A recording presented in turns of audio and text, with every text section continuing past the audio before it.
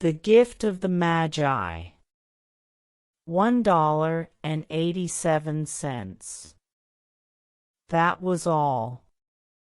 And 60 cents of it was in pennies. Pennies saved 1 and 2 at a time by bulldozing the grocer and the vegetable man and the butcher until one's cheeks burned with the silent imputation of parsimony that such close dealing implied. 3 times Della counted it. $1.87. And the next day would be Christmas. There was clearly nothing to do but flop down on the shabby little couch and howl. So Della did it. Which instigates the moral reflection that life is made up of sobs, sniffles, and smiles, with sniffles predominating. While the mistress of the home is gradually subsiding from the first stage to the second, take a look at the home. A furnished flat at $8 per week. It did not exactly beggar description, but it certainly had that word on the lookout for the mendicancy squad. In the vestibule below was a letter box into which no letter would go, and an electric button from which no mortal finger could coax a ring. Also appertaining thereunto was a card bearing the name Mr. James Dillingham Young. The Dillingham had been flung to the breeze during a former period of prosperity when its possessor was being paid $30 per week. Now, when the income was shrunk to $20, though, they were thinking seriously of contracting to a modest and unassuming D. But whenever Mr. James Dillingham Young came home and reached his flat above, he was called Jim and greatly hugged by Mrs. James Dillingham Young, already introduced to you as Della. Which is all very good. Della finished her cry and attended to her cheeks with the powder rag. She stood by the window and looked out dully at a gray cat walking a gray fence in a gray backyard. Tomorrow would be Christmas Day, and she had only $1.87 with which to buy Jim a present. She had been saving every penny she could for months, with this result. $20 a week doesn't go far. Expenses had been greater than she had calculated. They always are. Only $1.87 to buy a present for Jim. Her Jim. Many a happy hour she had spent planning for something nice for him. Something fine and rare and sterling, something just a little bit near to being worthy of the honor of being owned by Jim. There was a pier glass between the windows of the room. Perhaps you have seen a pier glass in an $8 flat. A very thin and very agile person may, by observing his reflection in a rapid sequence of longitudinal strips, obtain a fairly accurate conception of his look. Della, being slender, had mastered the art. Suddenly she whirled from the window and stood before the glass. Her eyes were shining brilliantly, but her face had lost its color within 20 seconds. Rapidly she pulled down her hair and let it fall to its full length. Now, There were two possessions of the James Dillingham Youngs in which they both took a mighty pride. One was Jim's gold watch that had been his father's and his grandfather's. The other was Della's hair. Had the Queen of Sheba lived in the flat across the air shaft, Della would have let her hair hang out the window some day to dry just to depreciate Her Majesty's jewels and gifts. Had King Solomon been the janitor, with all his treasures piled up in the basement, Jim would have pulled out his watch every time he passed, just to see him pluck at his beard from envy. So now Della's beautiful hair fell about her, rippling and shining like a cascade of brown waters. It reached below her knee and made itself almost a garment for her. And then she did it up again nervously and quickly. Once she faltered for a minute and stood still while a tear or two splashed on the worn red carpet. On went her old brown jacket, on went her old brown hat.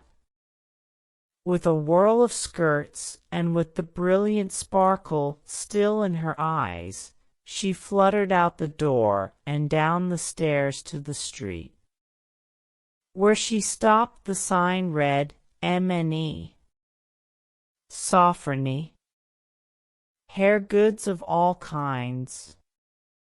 One flight up Della ran, and collected herself, panting. Madam, large, too white, chilly, hardly looked the Sophronie. Will you buy my hair? Asked Della. I buy hair, said Madam. Take your hat off and let's have a sight at the looks of it. Down rippled the brown cascade. $20, said Madam, lifting the mass with a practiced hand. Give it to me quick, said Della. Oh, and the next 2 hours tripped by on rosy wings. Forget the hashed metaphor. She was ransacking the stores for Jim's present. She found it at last. It surely had been made for Jim and no one else. There was no other like it in any of the stores, and she had turned all of them inside out. It was a platinum fob chain, simple and chaste in design, properly proclaiming its value by substance alone and not by meretricious ornamentation, as all good things should do. It was even worthy of the watch. As soon as she saw it, she knew that it must be Jim's. It was like him. Quietness and value, the description applied to both. $21 they took from her for it, and she hurried home with the 87 cents.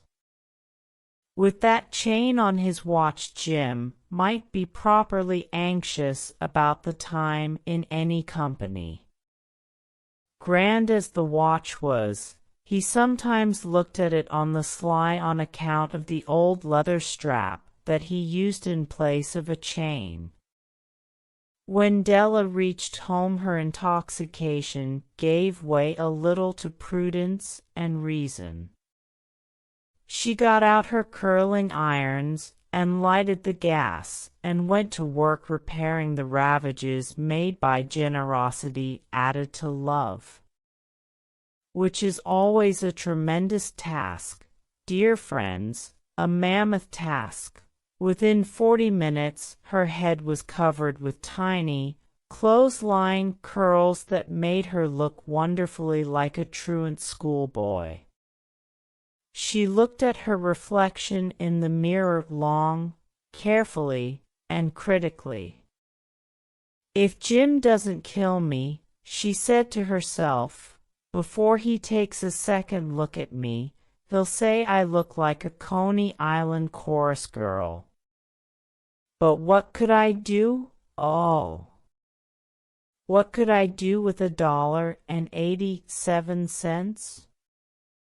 At 7 o'clock, the coffee was made and the frying pan was on the back of the stove hot and ready to cook the chops. Jim was never late. Della doubled the fob chain in her hand and sat on the corner of the table near the door that he always entered. Then she heard his step on the stairway down on the first flight, and she turned white for just a moment. She had a habit for saying little silent prayer about the simplest everyday things, and now she whispered, "Please God, make him think I am still pretty." The door opened and Jim stepped in and closed it. He looked thin and very serious. Poor fellow, he was only 22, and to be burdened with a family. He needed a new overcoat and he was without gloves. Jim stopped inside the door, as immovable as a setter at the scent of quail. His eyes were fixed upon Della, and there was an expression in them that she could not read, and it terrified her. It was not anger, nor surprise, nor disapproval, nor horror, nor any of the sentiments that she had been prepared for. He simply stared at her fixedly with that peculiar expression on his face. Della wriggled off the table and went for him. "Jim, darling," she cried, "don't look at me that way. I had my hair cut off and sold because I couldn't have lived through Christmas without giving you a present. It'll grow out again. You won't mind, will you? I just had to do it. My hair grows awfully fast. Say Merry Christmas, Jim, and let's be happy. You don't know what a beautiful, nice gift I've got for you."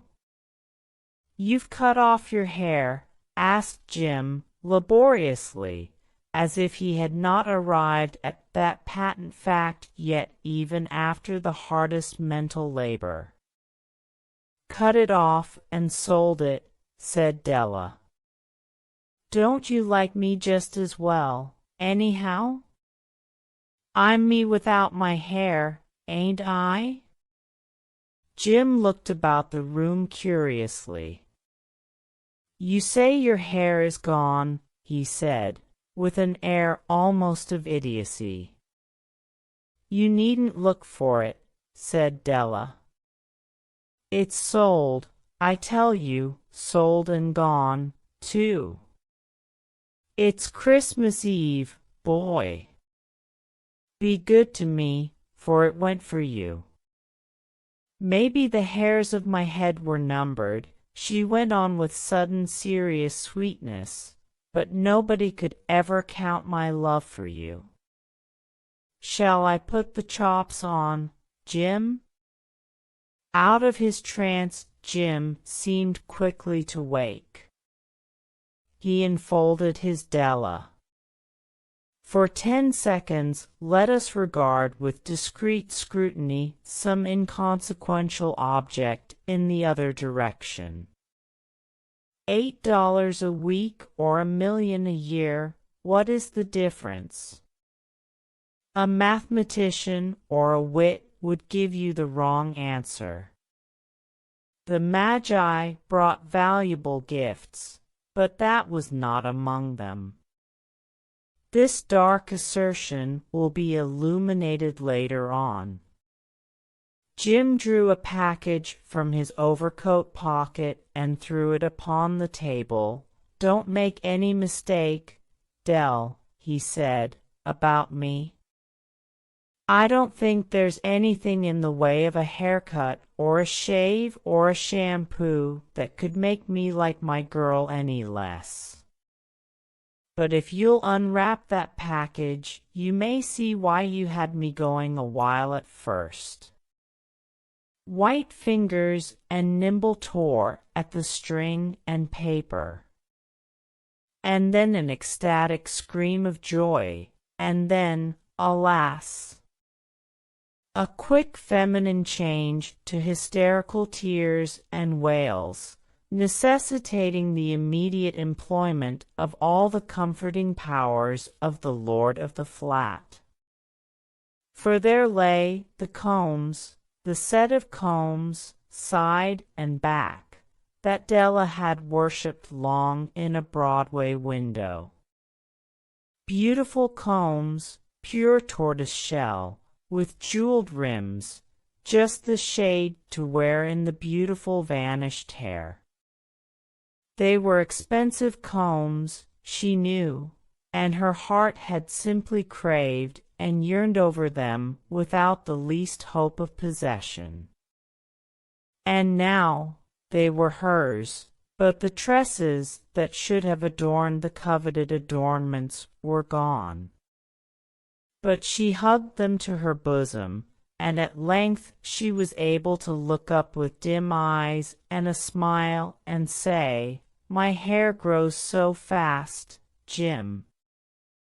And then Della leaped up like a little singed cat and cried, "Oh, oh!" Jim had not yet seen his beautiful present. She held it out to him eagerly upon her open palm. The dull precious metal seemed to flash with a reflection of her bright and ardent spirit. "Isn't it a dandy, Jim? I hunted all over town to find it. You'll have to look at the time 100 times a day now. Give me your watch. I want to see how it looks on it." Instead of obeying, Jim tumbled down on the couch and put his hands under the back of his head and smiled. "Dell," said he, "let's put our Christmas presents away and keep 'em a while. They're too nice to use just at present. I sold the watch to get the money to buy your combs. And now suppose you put the chops on." The Magi, as you know, were wise men, wonderfully wise men, who brought gifts to the babe in the manger. They invented the art of giving Christmas presents.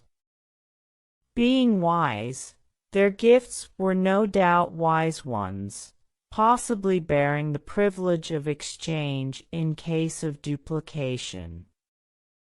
And here I have lamely related to you the uneventful chronicle of two foolish children in a flat who most unwisely sacrificed for each other the greatest treasures of their house. But in a last word to the wise of these days, let it be said that of all who give gifts these two were the wisest. Oh, all who give and receive gifts, such as they are wisest. Everywhere they are wisest. They are the Magi.